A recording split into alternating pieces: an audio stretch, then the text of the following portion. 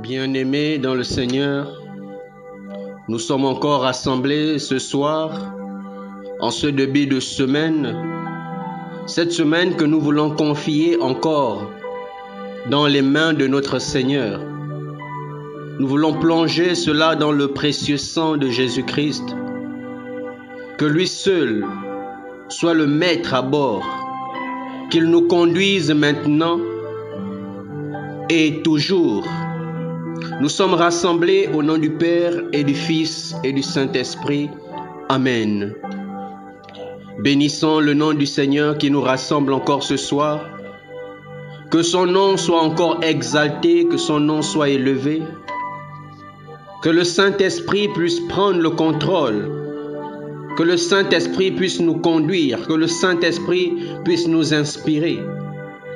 Laissons le Saint-Esprit se mouvoir ce soir encore. Laissons le Saint-Esprit se mouvoir dans notre vie. Laissons le Saint-Esprit se mouvoir dans notre cœur.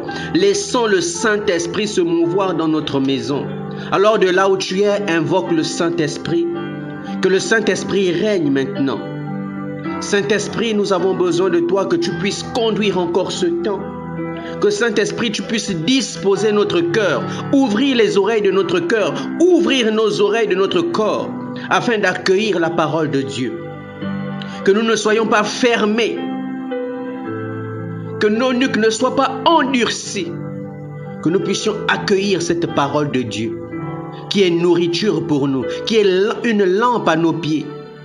Et donc en ce début de semaine, nous avons réellement besoin de la lumière du Christ, de la parole du Christ, qu'elle nous éclaire, qu'elle nous conduise. Lorsque nous méditons cette parole, nous sommes revêtus de la sagesse de Dieu, du discernement de Dieu, pour nous laisser conduire tout au long de cette semaine. Alors nous prions le Seigneur pour que cette semaine qui commence, que ce mois d'août qui commence, soit un mois de bénédiction. Je déclare au nom de Jésus que tout ce qui était bloqué, comme promotion, comme avancement professionnel dans les études, je déclare qu'au nom de Jésus, que vos bénédictions sont relâchées. Que maintenant les dossiers qui étaient en attente sont signés maintenant au nom de Jésus. Que la main du Seigneur sorte vos dossiers de tous les tiroirs, de là où c'était enfermé. Je déclare cela pour moi et pour vous aussi. Que tous ceux qui sont encore dans le chômage, je déclare que maintenant le Seigneur signe vos dossiers.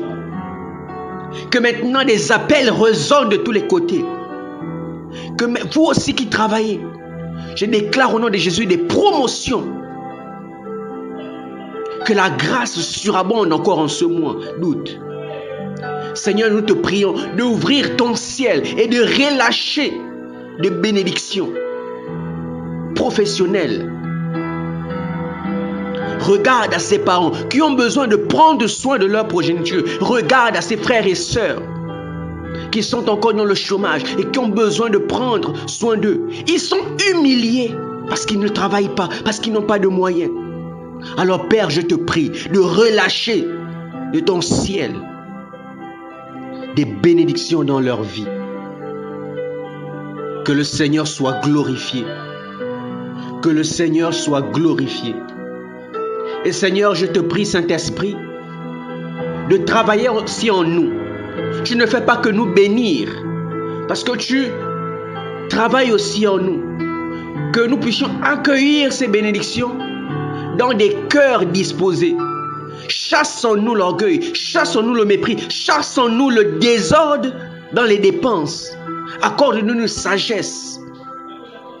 La sagesse. Parce que bien-aimé dans le Seigneur, lorsque le Seigneur comble de bénédictions, ces bénédictions ne souffrent d'aucune autre tristesse. C'est pourquoi lorsque le Seigneur veut bénir, il veut aussi s'occuper de la personne qui doit recevoir les bénédictions. Parce que tu peux prier pour les finances. Mais si tu continues d'être cette personne qui dépense à tout va, qui n'a aucune discipline financière, alors bien-aimé dans le Seigneur, cette bénédiction va partir comme elle est arrivée. Alors tu as besoin aussi d'une discipline dans ta vie. Regarde à ta vie. là où tu as besoin d'une certaine discipline, alors demande au Saint-Esprit de te façonner, de façonner ton caractère. C'est pourquoi le Seigneur, lorsqu'il veut bénir ses enfants, donner à ses enfants des grâces en surabondance, de l'onction, il s'assure de nous briser, il s'assure de nous travailler.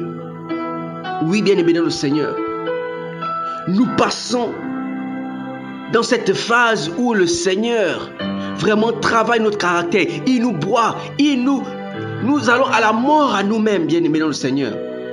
Alors regarde à ta vie. C'est vrai, depuis longtemps tu pries. Le Seigneur a dit, si vous ne recevez pas, c'est parce que vous demandez mal. Et parfois aussi, si on ne reçoit pas, c'est parce qu'on n'est pas dans les dispositions. On demande des choses. Mais nous-mêmes, on n'est pas capable de recevoir. On ne se met pas dans les dispositions, bien-aimés dans le Seigneur. Et parfois, si nous demandons, comme la parole d'aujourd'hui nous parle de Pierre qui a demandé au Christ, je veux venir vers toi lorsqu'il venait sur les eaux. Et le Christ lui a demandé, viens. Et dès que Pierre a commencé à marcher, il a regardé au vent et à tout ça, et il a commencé à s'enfoncer. Alors, bien-aimé dans le Seigneur, qu'est-ce qui accompagne ta demande? Parce que le Seigneur est prêt à te donner. Mais est-ce que comme Pierre, ta demande est accompagnée de doute, de peur, de crainte? Que ta demande soit soutenue par la foi. Que ta demande soit soutenue par un regard qui reste fixé au Christ.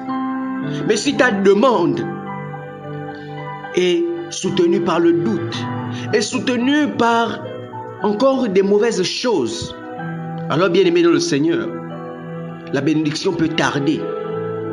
Alors c'est pourquoi invite le Saint-Esprit. Demande au Saint-Esprit, Saint-Esprit viens. Guide-moi, transforme-moi Saint-Esprit. Guide-moi, transforme-moi Saint-Esprit. Guide-moi, transforme-moi et façonne-moi, façonne mon caractère. Alors lorsque tu demandes quelque chose, commence à t'identifier, commence, parce que la foi c'est ça. Commence à refléter ce que tu demandes. Tu veux la richesse, reflète quelqu'un de riche. La richesse c'est pas simplement parce qu'on s'aperçoit que les gens, la richesse c'est penser à dépenser. Non, bien-aimé dans le Seigneur. Parce qu'un véritable riche, c'est celui aussi qui sait planifier. Tu demandes la grâce, peut-être des enfants. Commence à être celui qui prend soin des gens, qui sait s'en occuper. Alors rentre dans la peau de ce que tu demandes. Et que le Seigneur, qui n'est pas avare, saura nous bénir encore et davantage. Alors je le rappelle, que ta demande, que ta prière au Seigneur soit soutenue par la foi et non par le doute, et non par la crainte, et non par des ruminations encore. Se demander est-ce que le Seigneur va faire, est-ce que... Non, bien-aimé au Seigneur, lorsque tu as fait une demande au Seigneur, que ta foi soutienne ta prière, que ta foi soutienne ta demande, que l'espérance soutienne ta demande, afin que le Seigneur se glorifie encore en chacun de nous. Alors, bien-aimés dans le Seigneur, nous poursuivons notre enseignement de Jésus. Ce soir, le Seigneur poursuit toujours dans les enseignements avec les paraboles du royaume, les paraboles du royaume des cieux.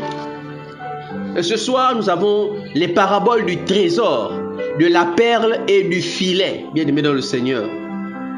Et se tirer de Matthieu au chapitre 13, du verset 44 au verset 50.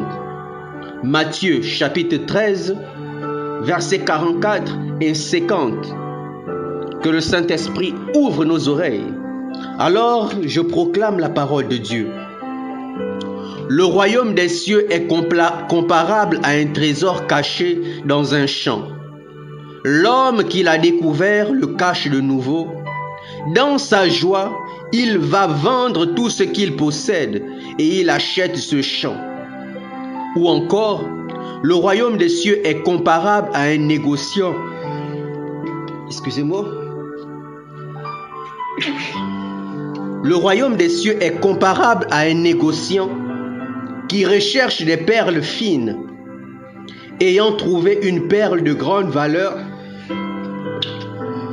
il va vendre tout ce qu'il possède et il achète la perle. Le royaume des cieux est encore comparable à un filet que l'on jette dans la mer et qui ramène toutes sortes de poissons. Quand il est plein, on le tire sur le rivage, on s'assied, on ramasse dans des paniers ce qui est bon et on rejette ce qui ne vaut rien. Ainsi en sera-t-il à la fin du monde.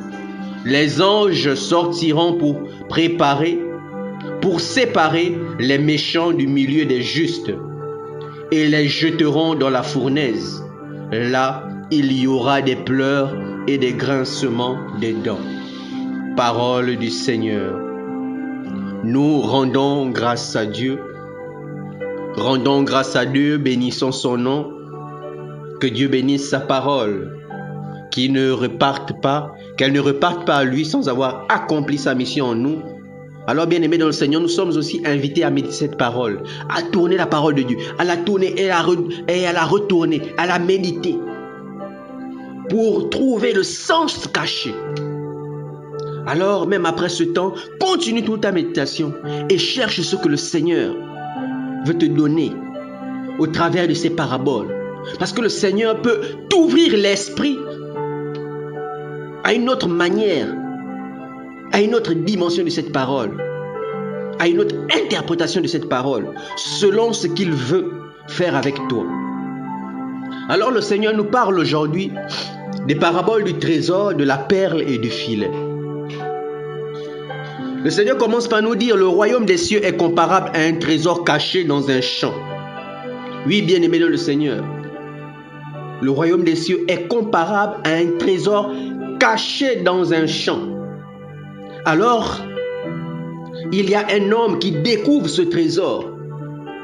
La parole nous dit: il découvre et cache à nouveau. Il découvre et cache à nouveau. Alors, lorsque tu arrives sur un territoire, tu arrives sur un lieu, tu es là, tu fouilles et tu tombes sur une pierre précieuse et tu te rends compte que là quand même il y a quelque chose. Alors c'est comme cet homme qui arrive, il découvre un trésor caché sur cette terre, sur ce champ. Il découvre et il cache à nouveau. Parce qu'il cache à nouveau, c'est justement pour que personne ne vienne voler. Pour que personne ne vienne trouver cela. Il sait que c'est précieux. Alors il prend le soin de bien cacher cela. Alors,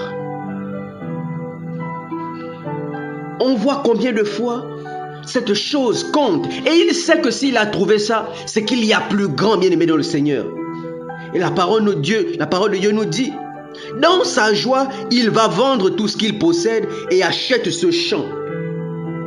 Non seulement il vient dans ce champ, il trouve un trésor qui est caché. Il découvre cela. Et ensuite, qu'est-ce qu'il fait? Il cache à nouveau. Parce qu'il se dit forcément en lui-même que s'il a trouvé ça, c'est que vraiment ce champ-là est plein de trésors. Alors, qu'est-ce qu'il fait? Il va chez lui. Il va vendre tout ce qu'il possède, bien-aimé dans le Seigneur. C'est cela avec le royaume des cieux. Lorsque tu vois que tu as trouvé quelque chose de bon, alors tu t'empresses, tu te presses de tout vendre. Parce que tu sais que là où, quand tu vas vendre ça, là où ce que tu viens acheter, il y a plus grand. Alors c'est aussi comme tu découvres le Seigneur. Alors tu vas tout abandonner. Parce que tu sais que tu as trouvé Jésus. Tu sais que tu as trouvé le royaume des cieux. Et ça, avoir le royaume des cieux, c'est plus grand que toutes les autres choses. C'est pourquoi on nous dit: cherchez d'abord le royaume des cieux et le reste vous sera donné par surcroît. Alors c'est comme aussi le Seigneur qui se laisse découvrir. Il a dit: cherchez-moi pendant que je me laisse trouver. Alors c'est comme ce trésor qui se laisse trouver. Il est comme ce trésor aussi qui se laisse trouver par nous lorsqu'on le cherche. Et lorsqu'on trouve ce trésor qui est le Seigneur, alors on s'empresse de tout laisser, de tout abandonner, de tout vendre pour se concentrer dans le Seigneur. C'est cela aussi, chercher à tout vendre. C'est se dépouiller de tout, c'est tout laisser pour regarder au Seigneur. C'est tout vendre, c'est tout miser sur ce qu'on a trouvé, parce qu'on estime que c'est grand. Alors il cache à nouveau pour que personne ne vienne voler. Parce qu'il y a comme dans la parole nous dit dans Jean 10 au verset 10, le voleur ne vient que pour voler, égorger et faire périr. Alors tu sais aussi que le malin rôde. Il cache à nouveau pour que personne ne vienne trouver cela. Alors il va vendre tout ce qu'il possède et achète à nouveau le champ. Il ne se contente pas du trésor qu'il a caché, du trésor qu'il a trouvé. Il vient maintenant acheter tout le champ, bien-aimé dans le Seigneur. Alors c'est cela. Lorsque tu trouves Christ, tu ne te contentes plus du peu que tu as trouvé. Parce que ça, ce n'est que peut-être l'élément visible, mais il y a autre chose. Il y a des éléments invisibles. Alors quand on rencontre le Seigneur, on se donne pleinement. On se donne pleinement parce qu'on sait qu'il y a toujours et davantage de choses à découvrir. Alors c'est comme ça. Lorsque tu vois, tu détiens le royaume des cieux, tu détiens le Christ, on cherche encore davantage. Et le champ aussi, c'est ce monde où nous sommes. Alors nous sommes donc invités à nous déposséder, à tout vendre. Tout comme le Seigneur dit, quiconque veut me suivre et regarde encore derrière n'est pas digne de moi. Alors c'est comme tout vendre pour venir justement acheter tout ce champ. Et l'autre parabole, on nous dit, ou encore le royaume des cieux est comparable à un négociant qui recherche des perles fines.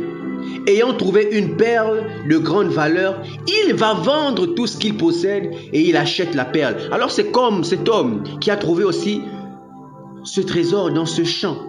Il va tout vendre.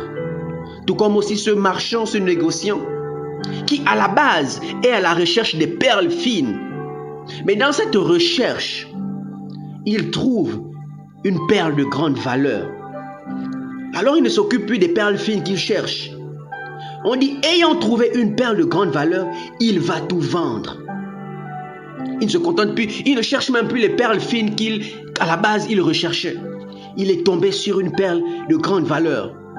Et parfois ce qu'il possédait là ne pouvait pas le permettre d'acheter. Alors il vend tout ce qu'il possède. Parce qu'il vient de tomber sur quelque chose de précieux. Alors il va tout vendre pour venir acheter, acquérir cette perle de grande valeur. Alors c'est comme nous aussi, bien-aimés dans le Seigneur. C'est la même parabole. Lorsqu'on découvre quelque chose de précieux, lorsqu'on trouve quelque chose qui nous plaît, on fait tout pour acheter cette chose. Si on doit même aller emprunter, on va souvent emprunter pour acheter cette chose. Alors c'est comme ça aussi. Lorsqu'on découvre le Christ, on trouve le Christ, on se dépouille de tout. On cherche le Christ, tout comme le Christ aussi a tout fait pour nous acquérir, comme le Christ aussi est parti de là-haut. C'est vice-versa. Nous qui trouvons le Christ, on cherche à tout laisser. Et le Christ, par amour aussi pour nous, vient dans ce champ qu'est la terre. Il nous trouve et il nous rachète à grand prix. Et la parole nous dit, dans 1 Corinthiens au chapitre 6 au verset 20, « Car vous avez été rachetés à grand prix. » Le Christ lui-même nous a rachetés. Il nous a trouvés, il nous a rachetés tellement il nous aime. C'est comme cet homme qui a trouvé ce trésor caché, comme ce marchand qui trouve cette perle de grande valeur. Alors il vend tout ce qu'il possède. Alors le Christ aussi vient. Il nous achète à grand prix. Il nous achète par le prix de son sang, bien-aimé dans le Seigneur, par sa vie. Donc c'est comme ce marchand qui donne tout ce qu'il a. Il vend tout ce qu'il a. Comme le Christ aussi se vend, se donne entièrement pour nous racheter. Alors le Christ nous a rachetés à grand prix. Comme ce marchand, comme cet homme qui trouve le trésor, qui vend tout. Alors nous aussi, nous sommes invités à faire comme le Christ. Le Christ nous a montré la voie. Il nous aime tellement qu'il a donné sa vie en sacrifice. Il nous a rachetés car nous avons du prix à ses yeux. Et Isaïe au chapitre 43, verset 4 nous le dit. Parce que tu as du prix à mes yeux. Parce que je t'aime. Parce que tu as de la valeur. Voilà pourquoi le Seigneur a donné sa vie pour toi. Voilà pourquoi il a donné de son sang. Alors nous aussi, nous sommes invités à tout laisser, à tout abandonner pour chercher le royaume des cieux, pour chercher le Christ. Parce qu'il y a toujours des choses à gagner. Alors, on nous donne cette troisième parabole, la parabole du filet. On dit que le royaume des cieux est encore comparable à un filet que l'on jette dans la mer et qui ramène toutes sortes de poissons. Quand il est plein, on tire sur le rivage, on s'assied. Alors oui, c'est comme lorsqu'on va à la pêche. Il y a ce filet qu'on jette à la mer. Et lorsque ce filet est jeté, il prend toutes sortes de poissons. Il n'y a pas de sélection dedans. Il prend toutes sortes de poissons. Tout comme le Christ aussi est venu pour tout le monde. Dans ce monde, nous sommes là tous dans ce filet, dans ce monde qu'est le filet. Il nous prend tous. Et après, lorsque on a retiré le filet de la mer, on va sur le rivage et on commence à faire le tri. On commence à garder ce qui est bon. On commence à jeter ce qui ne vaut rien. C'est ainsi dans le royaume des cieux. Ceux qui sont bons iront dans le royaume des cieux. Ceux qui n'ont pas de valeur, ceux qui ne valent rien, seront jetés dans la fournaise, l'on nous dit. Quand il est plein, on le tire sur le rivage. On s'assied, on ramasse dans les paniers ce qui est bon et on rejette ce qui est mauvais, bien-aimé dans le Seigneur. Lorsque tu vas à la pêche, ce n'est pas tout ce que ton filet a ramené que tu vas prendre. Tu vas commencer à trier. Parfois, il y a encore des petits poissons, tu vas rejeter. Parfois, il y a des cailloux, il y a peut-être des déchets, tu vas rejeter. Tu feras le tri, bien-aimé dans le Seigneur. Alors, c'est aussi comme ça avec le Seigneur. Dans le filet du Seigneur, où nous sommes, ceux qui sont bons, il va les garder dans le royaume. Alors, ceux qui sont mauvais, il va les rejeter. Et le verset 49 nous dit, « Ainsi en sera-t-il à la fin du monde. Les anges sortiront pour séparer les méchants du milieu des justes. » Oui, les anges à la fin. C'est comme dans ce grand filet, les anges viennent aussi. Ils commencent à faire le tri. Ils mettent de côté dans le royaume des cieux ceux qui sont bons, les hommes bons, les justes. Et il va mettre de côté, il va jeter dans la fournaise les méchants. Ceux qui se sont détournés du Seigneur, ceux qui n'ont pas voulu marcher selon la parole du Seigneur. Alors, bien-aimés dans le Seigneur, pendant que nous sommes dans ce monde, dans ce filet, nous, on a cette grâce d'être des hommes, de chercher toujours la miséricorde de Dieu. Tu peux être mauvais aujourd'hui. Le Seigneur ne regarde pas à tes fautes. Quel que soit ce que tu as fait, le Seigneur t'étend la main. Il te dit aussi à toi, toi qui penses que tu as tellement fait de mal, que le Seigneur ne peut plus te regarder. Le Seigneur te dit ce soir, tu as du prix à mes yeux. Je t'aime. Alors toi, quel que soit ce que tu as fait, quel que soit ce que tu es, quel que soit le lieu où tu te trouves, le Seigneur te dit ce soir, tu as du prix à mes yeux. Je t'aime. Je t'aime. Je ne sais pas ce qu'on t'a prêché comme évangile. Mais je veux te dire, mon frère, ma soeur, ne regarde pas ce péché. Ne regarde pas ce mal. Regarde désormais à Jésus, afin qu'il fasse toutes choses nouvelles dans ta vie.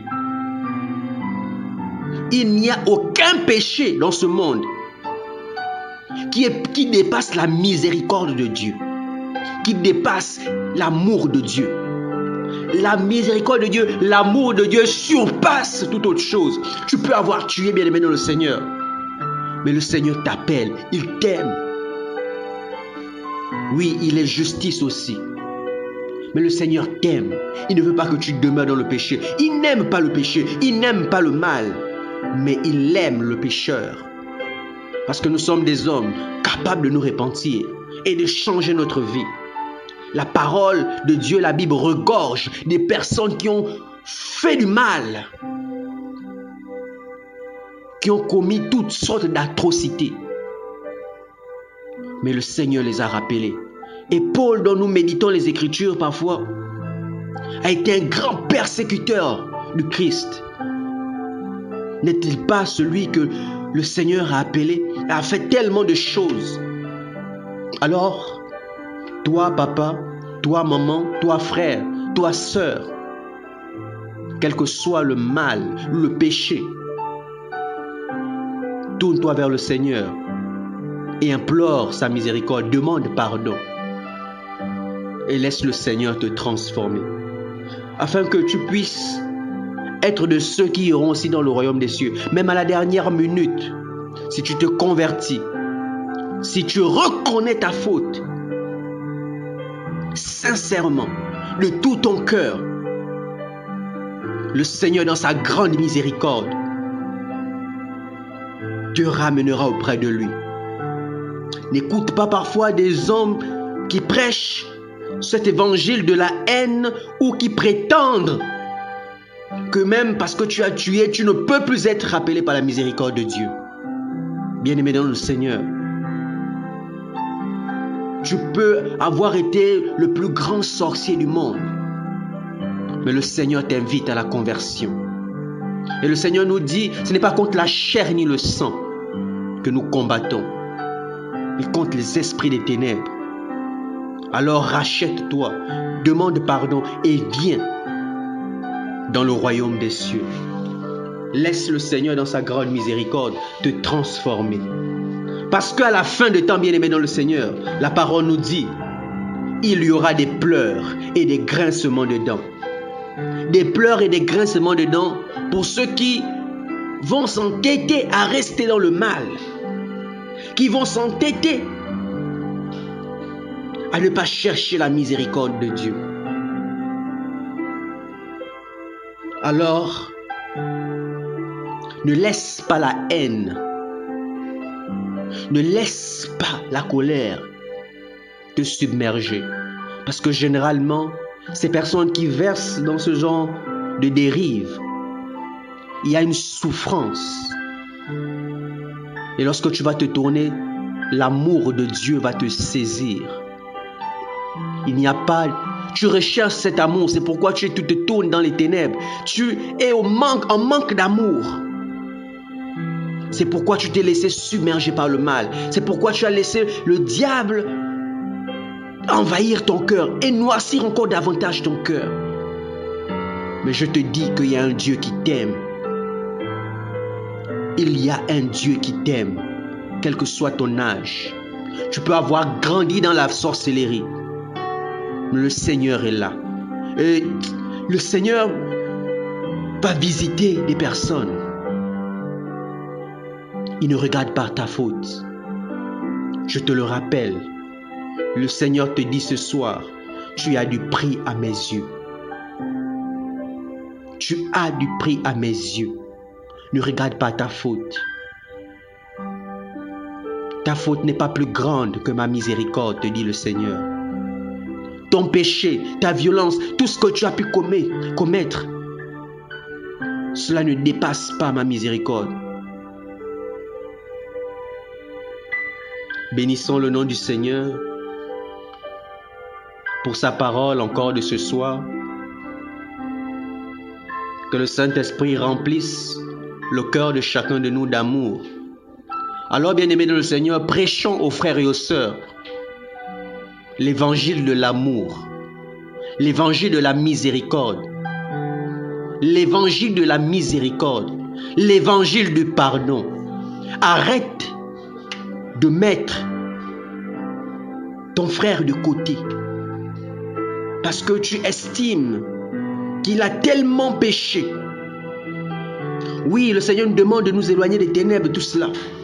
Mais prions pour la conversion de nos frères et de nos sœurs qui n'ont pas encore connu l'amour du Christ. Et que l'amour du Christ submerge chacun d'entre nous pour sa plus grande gloire. Nous étions rassemblés au nom du Père et du Fils et du Saint-Esprit. Amen.